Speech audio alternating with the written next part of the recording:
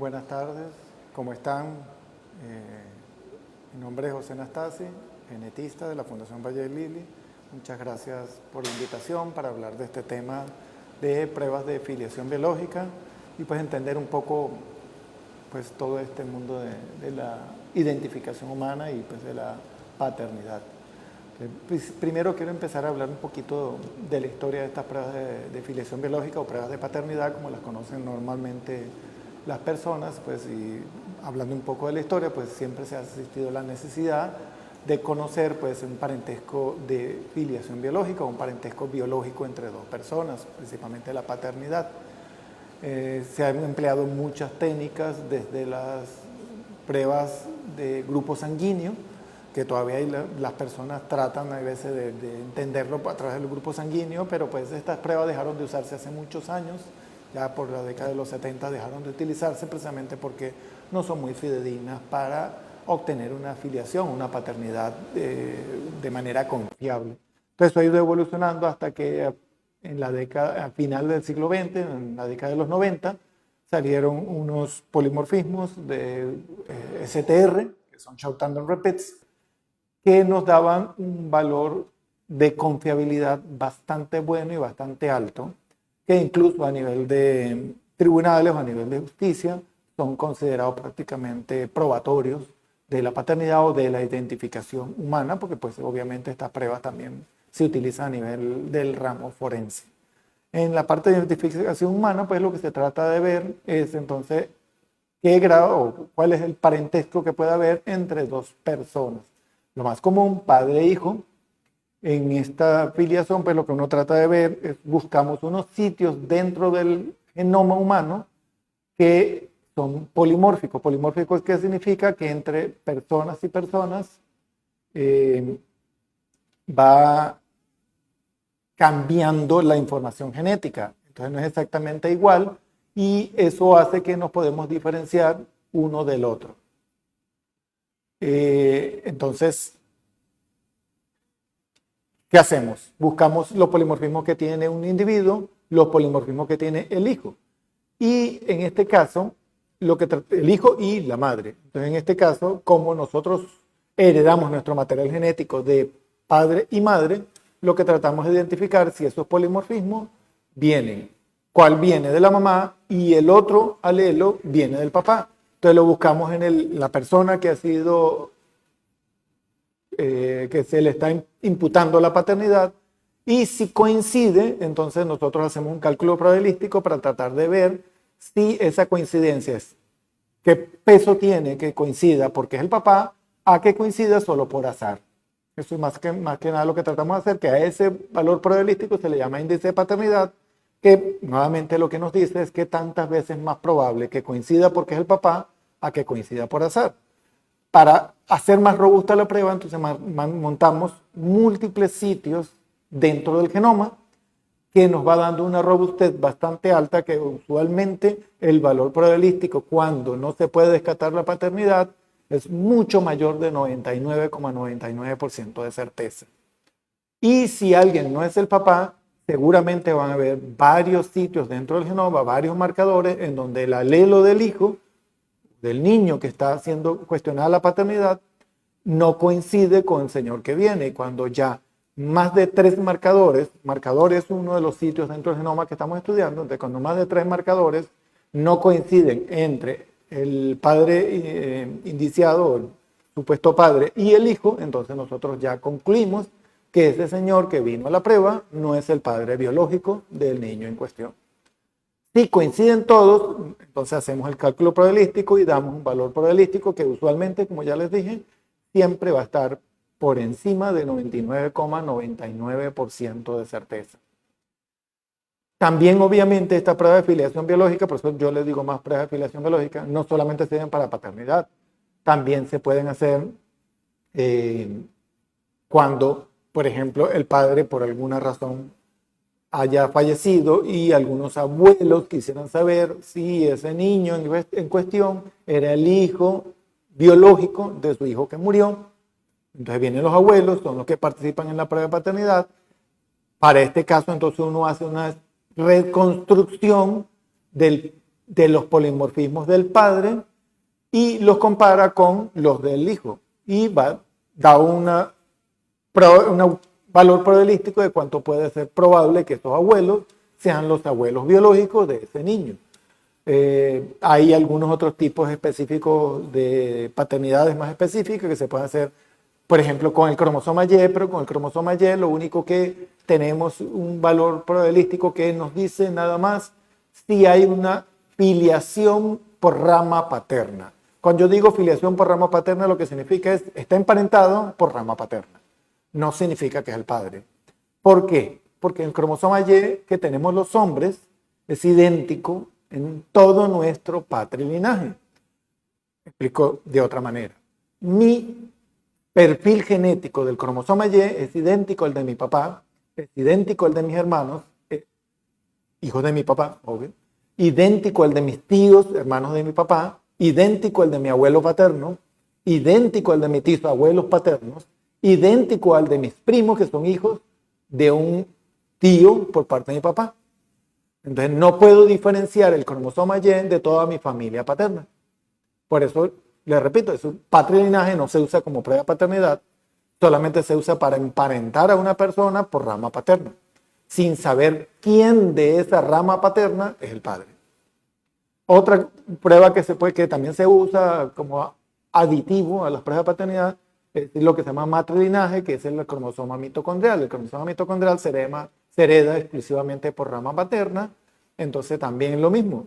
El ADN mitocondrial que yo tengo es el mismo que tiene mi mamá, el mismo que tiene mi abuela materna, el mismo que tienen mis hermanos, hijos de mi mamá, el mismo que tienen todos los hijos de mi abuela materna. Entonces no puedo diferenciar en cada uno de ellos porque tenemos el mismo ADN mitocondrial, pero sí puedo emparentar a toda esta familia por matrilinaje. Esos se usan como complementarios a la prueba de paternidad, pero en la prueba de paternidad usualmente se usan marcadores nucleares, marcadores polimórficos nucleares para identificar con certeza o con una alta probabilidad la paternidad entre un individuo, señor, y un hijo. O entre una tía, abuelos, lo que sea que podamos tener, dependiendo del número de individuos, para poder hacer la reconstrucción de la persona faltante cuando no se está haciendo directamente padre-hijo. Cuando no se está haciendo directamente padre-hijo, obviamente hacemos una reconstrucción y ahí sí necesitamos o los abuelos o múltiples hermanos, o sea, tíos paternos o cosas así, para tratar de hacer la reconstrucción del ADN o de los polimorfismos que tenía el hombre, supuesto padre del niño.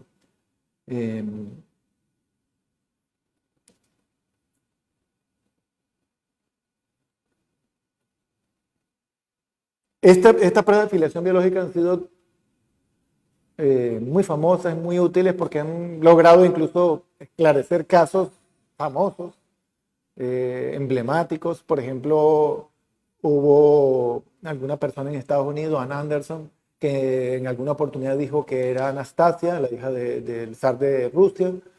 Se hizo perfil genético por matrilinaje, en lo que le había comentado del ADN mitocondrial, como la realeza europea en general guarda cabello siempre de las realezas.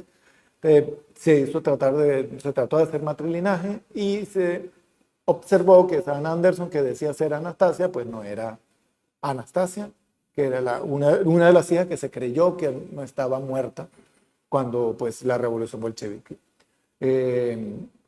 Una persona también en Francia que dijo y probó, no con ADN, probó con documentos de que era Luis XVII. Pasó mucho tiempo como duque y en realidad posteriormente se hizo el ADN, también ADN mitocondrial, y se probó que no era Luis XVII tampoco. Así ha habido muchos casos emblemáticos donde se ha hecho o patrilinaje o matrilinaje tratando de mostrar ese parentaje real, y pues no se ha logrado en algunos, en otros se ha logrado. ¿Dónde podemos hacer estas pruebas o con qué podemos hacer estas pruebas? Pues estas pruebas normalmente lo hacemos en sangre. ¿Por qué en sangre? Porque lo que necesitamos es ADN y la forma más fácil de obtener una buena cantidad de ADN de tal manera que no podamos o no tengamos la duda, o la duda no es para, no se nos falte ADN como para tener que volver a decirle a la persona que vuelva a venir y tomarle nueva muestra, es la sangre. En la sangre yo tengo una cantidad enorme de ADN para hacer infinidad de pruebas de paternidad. Entonces, por eso lo hacemos en sangre y pues podemos dar un resultado confiable. ¿Se puede hacer cualquier otra prueba de cualquier otra muestra?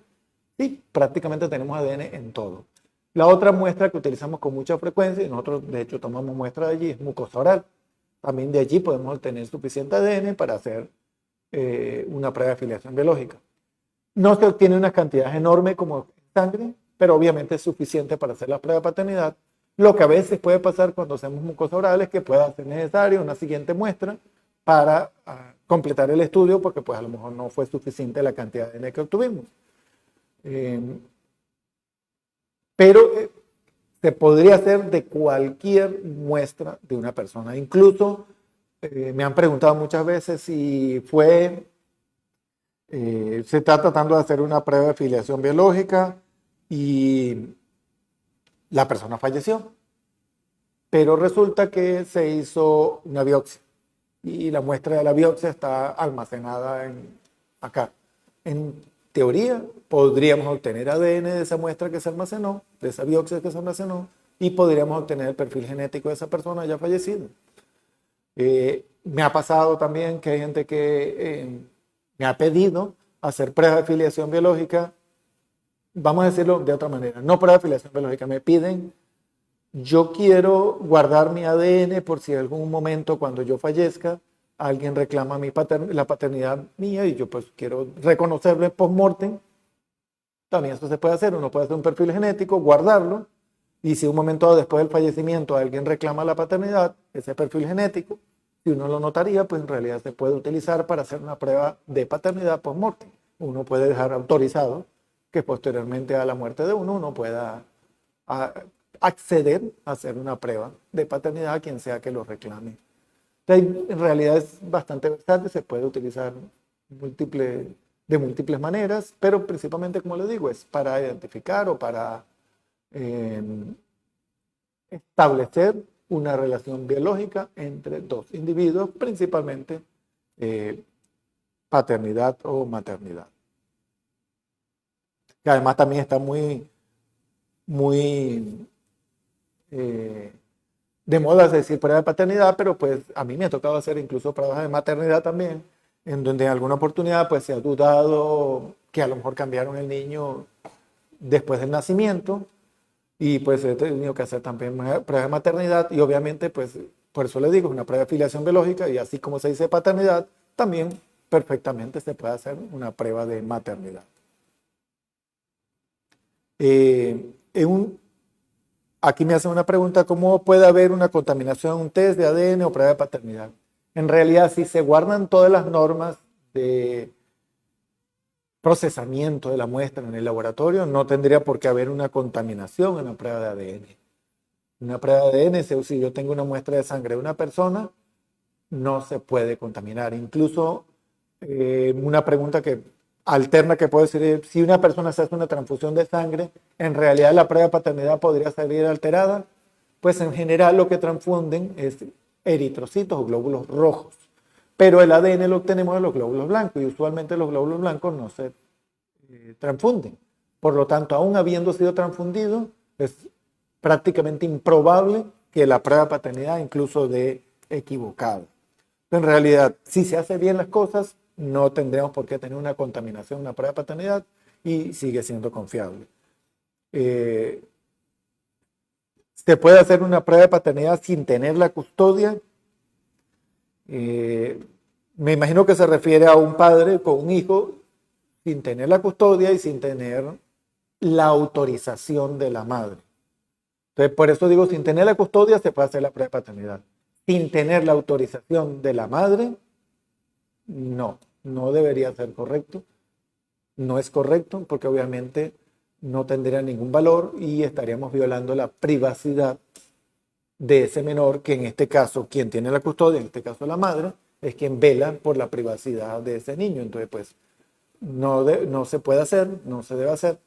Pero si no tienes la custodia, pero si tienes la autorización de la madre para hacerlo, por supuesto que se puede hacer esa prueba de paternidad sin ningún problema. Viene madre, hijo que autorizan la prueba en ella, en el hijo, y él obviamente pues está también accediendo a hacer la prueba, entonces también está autorizando. Entonces lo que se necesita es la autorización de madre, hijo, menor de edad y padre. Si el hijo es mayor de edad y no tiene la custodia y quiere hacerse la prueba, mientras el hijo autorice y la persona que se quiere hacer la prueba también autorice, se puede hacer aunque no tenga la custodia.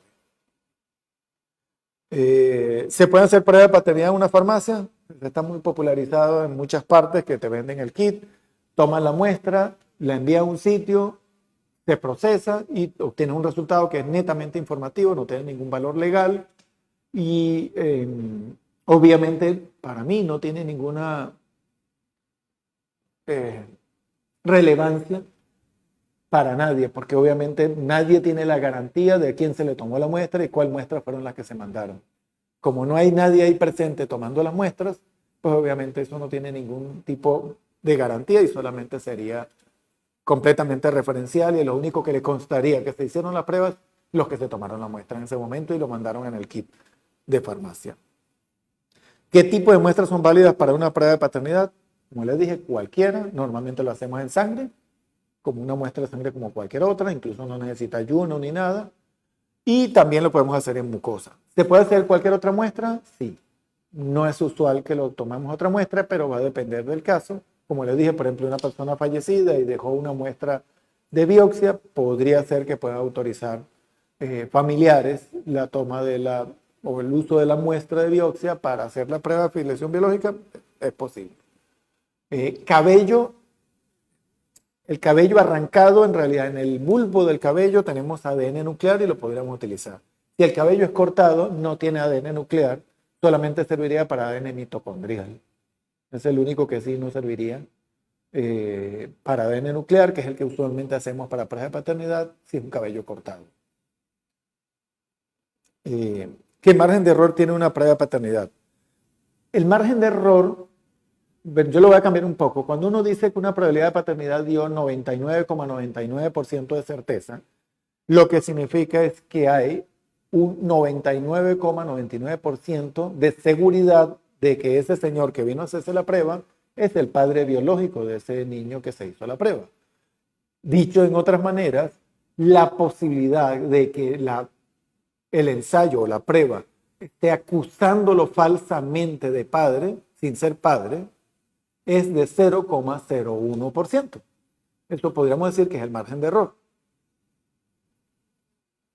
Normalmente las pruebas de filiación biológica que estamos montando acá, la cantidad de 9 después de la coma son mucho mayores y como le digo, la confiabilidad es mucho más alta. Estamos hablando que montamos más de 23 marcadores distintos y eso da un índice de paternidad extremadamente alto.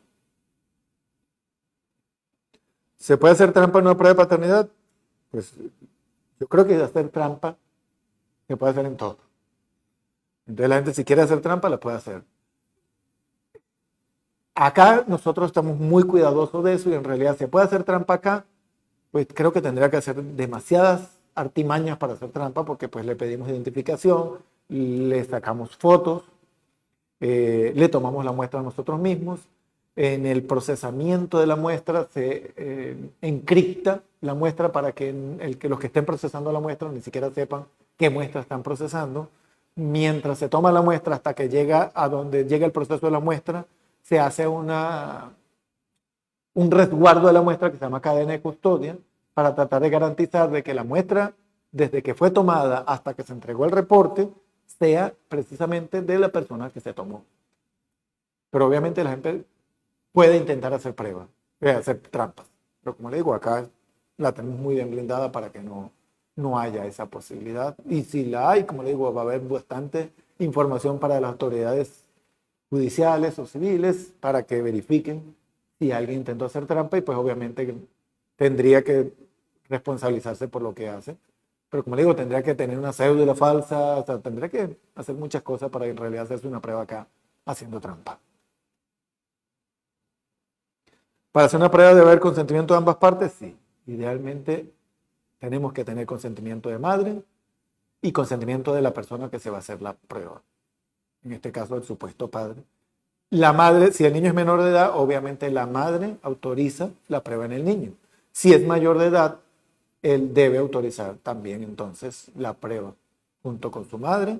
Si se va a hacer con la madre, si se va a hacer solo padre e hijo y es mayor de edad, pues se necesita solo la autorización del supuesto padre y del hijo en cuestión. ¿Cuánto se demora, aquí dice, cuánto se demoran usualmente los usuarios? ¿Cuánto se demora la prueba? Nosotros entregamos los resultados en 7 días hábiles. Eso es lo que demora desde el momento de la toma de muestra hasta la entrega de resultados. Nosotros acá, como un plus, entregamos el resultado personalmente, el mismo personal que le tomó la muestra, bajo mi supervisión, o la entrego yo, y usualmente le explicamos qué significa. En muchas oportunidades en otros sitios yo he visto que hay personas que le entregan eso y ni siquiera le dicen qué significa eso. Yo le aclaro todas las dudas y le explico qué significa esos resultados que se le están entregando. De tal manera que pues se vaya tranquilo, confiado de que lo que se le entregó pues tiene una alta confiabilidad y que entendió perfectamente qué resultados fueron esos. ¿Se puede hacer una prueba en útero? Sí, se puede hacer a través del líquido amniótico, se puede obtener muestra de las células del bebé. En el líquido amniótico hay células del bebé y se podría hacer. Pero tomar una muestra del líquido amniótico conlleva un riesgo. Y yo hago como la reflexión. Sí se puede hacer del líquido amniótico. O sea, sí se puede hacer en útero. Pero ¿vale la pena hacerlo en útero? Yo personalmente, si me piden mi recomendación, yo diría, ¿por qué no mejor esperamos a que nazca y lo hacemos después que nace? Porque en realidad hacerlo en útero, pues es el hijo de alguien, distintamente de lo que sea, y hacerlo en útero es como para que tomar decisiones antes de, no le vería mucho sentido, principalmente por lo que le digo, porque estamos conllevando un riesgo de aborto solamente para una información que podemos obtenerla perfectamente después del nacimiento del bebé. Sí se puede hacer en útero, pero yo no la recomiendo. ¿Cuántos marcadores o regiones de ADN se estudian en un test de paternidad? En distintos lugares se estudian desde 12 marcadores hasta 23, 24. Normalmente los laboratorios confiables hacemos 23 o 24 marcadores autosómicos para hacer las pruebas de paternidad. Nosotros tenemos 24 marcadores. ¿Qué es una prueba de paternidad negativa en 6 marcadores? La cantidad de marcadores que dé negativo no da mucha importancia que sea más negativo o menos negativo. Pues a veces es una duda que tienen las personas. O sea, si 10 marcadores me dieron negativo y 3 marcadores me dieron negativo, ¿quiere decir que el que dio 10 marcadores negativos es menos padre que el de 3? No, en ambos es negativo. En ambos, el señor que vino a la prueba no es el padre biológico del niño.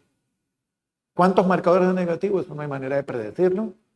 Normalmente, si montamos 24 marcadores promedio, casi siempre vamos a estar entre 10, 11, 12 marcadores que den negativo, pero hay personas que pueden tener solo 6, porque por azar pueden coincidir más o por azar pueden coincidir menos. Yo he tenido pruebas de paternidad donde prácticamente casi todos los marcadores son negativos, pero repito, eso no significa que es menos padre, significa no es el padre, no es nada. ¿Qué significa que 6 marcadores negativos? Que no es el padre. Si hubieran sido 8, lo mismo. Si hubieran sido 10, lo mismo. Si hubieran sido 3, también.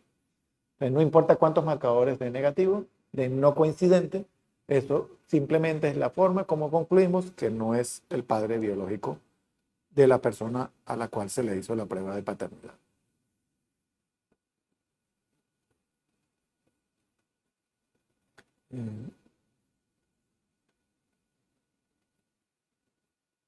Si no es posible conseguir la muestra del supuesto padre de alguna otra alternativa, como les dije, sí, se puede hacer reconstrucción del ADN del padre, idealmente teniendo a ambos abuelos paternos. Si no tengo los abuelos paternos, me puede servir los hijos biológicos de este señor con sus madres, los hermanos, idealmente de papá y mamá de ese señor, pero ahí sí necesitamos una buena cantidad de ellos para tratar de lograr una reconstrucción del ADN paterno. Pero en general lo que necesitamos es parientes de primer grado, emparentados o que tengamos certeza de que están emparentados con ese señor que está ausente, que es el supuesto padre. ¿Qué no se debe hacer antes de una prueba que puede llegar a afectar los resultados? La verdad, nada. Puede haber comido, incluso como le digo, se ha hecho hasta en transfusiones y pues no hay manera de que la prueba en realidad vaya a dar negativa o vaya a dar no concluyente o algo así.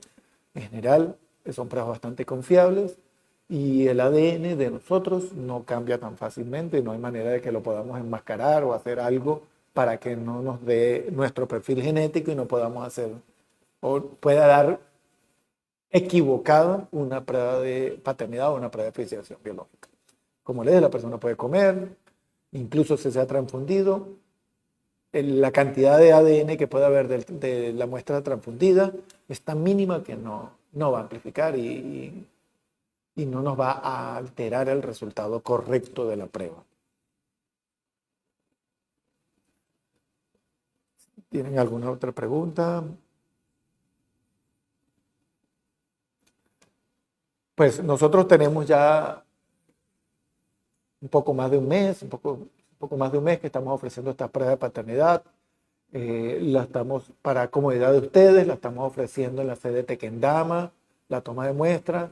No se puede ir directamente, hay que llamar, hay que hacer el agendamiento de la cita, ver si cumplen con las condiciones para la toma de muestra. Entonces hay un personal que les va a atender y va a aclararle todas las dudas que puedan tener puntual de su caso.